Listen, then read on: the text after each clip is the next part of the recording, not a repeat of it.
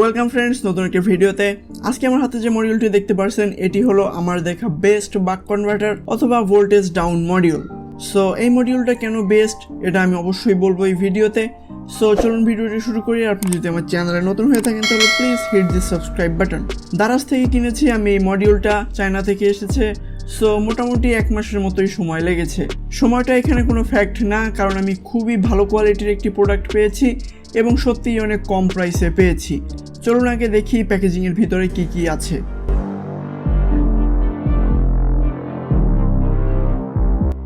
মডিউলটিকে Mount করার জন্য এখানে 4 পিস প্লাস্টিকের লেগ দেওয়া আছে, দেন পটেনশিওমিটার, স্ক্রু ও ওয়াশার এবং একটি নব দেওয়া আছে। দেন এই হলো আমাদের মডিউলটি, একদমই সলিড বিল্ড কোয়ালিটি এবং খুবই ভালো মানের কম্পোনেন্ট ব্যবহার করা হয়েছে। এটির মডেল হলো XHM401। এটা একটা বাক কনভার্টার, মানে এখানে আমরা বেশি ভোল্টেজ দিয়ে কম ভোল্টেজ নিতে পারবো বা আমরা আমাদের ইচ্ছে মতো ভোল্টেজ সেট করে নিতে পারবো। এই মডিউলটিতে আমরা 8 ভোল্ট থেকে ম্যাক্সিমাম 40 ভোল্ট পর্যন্ত ইনপুট দিতে পারবো এবং 1 ভোল্ট থেকে 40 ভোল্ট পর্যন্ত আমাদের ইচ্ছে মতো ভোল্টেজ সেট করে নিতে পারবো। দেন এইখানে যে আইসিটি দেখতে পাচ্ছেন এটি হলো মেইন আইসি XL4016E, যেটা 8 অ্যাম্পিয়ার পর্যন্ত কনস্ট্যান্ট কারেন্ট ডেলিভারি দিতে পারে বলে ক্লেম করে এবং এটির পাশেই আছে একটি ফাস্ট সুইচিং ডায়োড।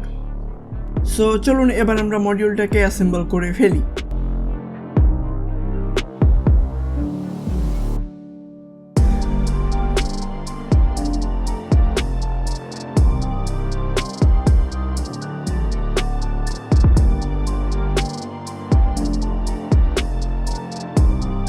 সো চলুন এবার আমরা মডিউলটাকে চেক করি এটি কাজ করে কিনা। সো এই মডিউলটিকে ভোল্টেজ ইনপুট দেওয়ার জন্য আমি 24 ভোল্টের একটি এসএমপিএস ইউজ করব।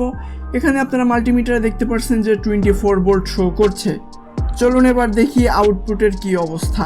সো দেখতে পাচ্ছেন এই মডিউলটা থেকে আমরা মিনিমাম 1.2 ভোল্ট নিতে পারবো। 1.2 ভোল্টের কম আসলে আমরা ভোল্টেজ নিতে পারবো না এবং ম্যাক্সিমাম আমরা 24 ভোল্ট পর্যন্তই নিতে পারবো। সো মডিউলটা একদমই পারফেক্টলি কাজ করছে এবং এটির এফিসিয়েন্সি 95%-এর মতো। সো বলা যায় পাওয়ার লস খুবই কম পরিমাণে হয়। সো চলুন এবার দেখি এখানে অ্যাম্পিয়ারের কি অবস্থা। সো এক ভাই আসলে এটির অ্যাম্পিয়ার চেক করেছে এবং রেজাল্ট আসলে খুবই শকিং, কারণ এই আইসিটা অথবা এই মডিউলটা 8 অ্যাম্পিয়ারের উপরেও আসলে কারেন্ট ডেলিভারি দিয়ে থাকে। সো বোঝাই যাচ্ছে যে এই মডিউলটা আসলে পারফেক্টলি 8 অ্যাম্পিয়ার ডেলিভার দিতে পারে। বাট আমি সাজেস্ট করবো না এই মডিউলটিকে 8 অ্যাম্পিয়ারের লোড দেওয়ার জন্য, কারণ এই মডিউলে যে হিটসিঙ্ক ব্যবহার করা হয়েছে এই হিটসিঙ্ক কিন্তু খুবই ছোট এবং খুব একটা কাজ করবে না। সো এখানে অবশ্যই একটি বড় হিটসিঙ্ক এবং ভালো কোয়ালিটির হিটসিঙ্ক সেট করে নিতে হবে। বাট তাও এত ছোট মডিউল আসলে 8 অ্যাম্পিয়ার পর্যন্ত কারেন্ট হ্যান্ডেল করতে পারে, যেটা খুবই ভালো বিষয়। সো এবার আসি কেন এই মডিউলটা বেস্ট। ফার্স্ট অফ অল, এটি রিয়াল 8 অ্যাম্পিয়ার আউটপুট দিতে পারে।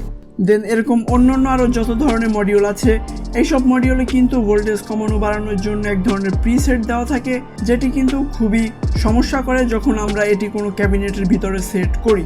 বাট এই মডিউলটাই কিন্তু দেখতে পাচ্ছেন ডিরেক্টলি পটেনশিওমিটার দেওয়া আছে, যার মাধ্যমে খুব ইজিলি আমরা এটিকে মাউন্ট করতে পারবো যে কোনো জায়গায় এবং খুব সহজেই আমরা আমাদের ইচ্ছে মতো ভোল্টেজ অ্যাডজাস্ট করে নিতে পারবো। দেন যে বিষয়টা আমার কাছে খুব ভালো লেগেছে সেটি হলো এই মডিউলটিতে কিন্তু কোনো ধরনের কোনো এসএমডি পার্টস নেই। সো এখানে যতগুলো পার্টস দেখতে পাচ্ছেন সব পার্টসই কিন্তু ইজিলি রিমুভেবল। সো যদি কখনো এই মডিউলটি নষ্ট হয়ে যায় বা কোনো পার্টস চেঞ্জ করার প্রয়োজন পড়ে সেটি কিন্তু আমরা খুব ইজিলি করতে পারবো। বাট এই ধরনের যত মডিউলগুলি আছে এই মডিউলে কিন্তু অনেক ধরনের এসএমডি পার্টস থাকে এবং যেগুলো একবার নষ্ট হয়ে গেলে কিন্তু সাধারণ মানুষের ক্ষেত্রে এগুলো রিপ্লেস করা বা চেঞ্জ করা খুবই কঠিন কাজ। দেন এই মডিউলটা আমি পেয়েছি মাত্র 320 টাকায়, যেটা খুবই কম প্রাইস আমি মনে করি, কারণ এটি রিয়াল 8 অ্যাম্পিয়ার পর্যন্ত কারেন্ট হ্যান্ডেল করতে পারে। সো এই ছিল কিছু বিষয় যার কারণে আমার মনে হয়েছে যে এই মডিউলটা একদমই বেস্ট। সো যদি কারো মোটামুটি একটি ভেরিয়েবল ভোল্টেজ রেগুলেটর প্রয়োজন হয় এবং ভালো অ্যাম্পিয়ার ডেলিভারি দিতে পারে এরকম ধরনের কোনো মডিউলের দরকার হয় তাহলে চোখ বন্ধ করে এই মডিউলটা নিতে পারেন। কমেন্টসে আমি এটার বাই লিঙ্ক দিয়ে দিব, সো আপনারা গিয়ে অবশ্যই কিনতে পারেন। আজকের ভিডিওটা এই পর্যন্তই, দেখা হবে নেক্সট কোনো ভিডিওতে। Till then, take care.